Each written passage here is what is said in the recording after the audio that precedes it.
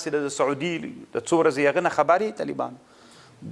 بیت الله یې جوړه کړې د ښځې د دنیا راوستلي د په ریاض کې ګډولي دي بیت الله نه داسې د طواف په شکل باندې نو ټوله دنیا چپ د طالبانو هېڅوک هم څه نه ورته وایي او اسلامي امت غلی د طالبانو ما خو مخکې ویلي ول طالبانو بیا هم درته وایم د سعودي حالت داسې طرف ته روان د طالبانو چې ځوان نسل د الحاد په فکر ځي دا یاد ساتئ طالبانو که منئ کوي نه منئ د سعودي ځوانان د الحاد فکر طرف ته روان دي او خدای مکه طالبانو داسې یو حالت سره موږ مخ نسو چې بیا به سعودي به مو له لاسه وتلي وي اسلامي امت کې طالبانو ملیان په دې اخته دي اسقاط مني او که نه مني خیرات نه مني ملیان دې ته خبرې هلته اسلام له لاسه وتونکی د علماو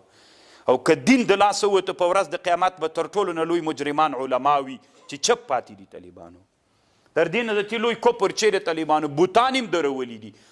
بوتان یې درولي دي د بیت الله شاته یې بوتان درولي دا اوس څه معنا لري مقصد یې د دې څه شی ده طالبانو بیخي خطرناکه مسله ده دا طالبانو ټوله اسلامي دنیا پې باندې چپ ده د بیت الله چارپیر یې بوتان درولي لوڅې ښځې چې د دنیا مشهورې سندرغاړي د کوم امریکایي هم د دا هم راوستلي د بیت الله نه دغه جعلي بیت الله یې چې جوړه کړې مقصد د دې اوس څه شی ده موږ نه پوهېږو چې د دې هدف څه شی ده ولې اسلامي امت چپ ده ولې د اسلامي امت ویندویانو خبریالانو اسلامي حکومتونه چپ دي چې دا اوس څه معنا لري ما ته جواب راکړه څه معنا لري چې تا دا کار وکړه الله دې رحم وکړي طالبانو که اسلامي امت کې علما هم داسې چپ پاتې سول دا بعیده مه بلئ چې کاپیران دې موږ داسې وکړي دا وارې مو دې داسې وځپي فکري مزپي کله چې فکري د موږ له لاسه ووتل بیا مولا والا په دې ستوني د پښه در کېږدي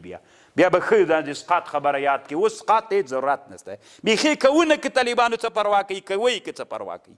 اوس طالبانو اسلامي امت دې ته ضرورت لري چې اسلام په پښو باندې ودرېږي اسلام را ژوندی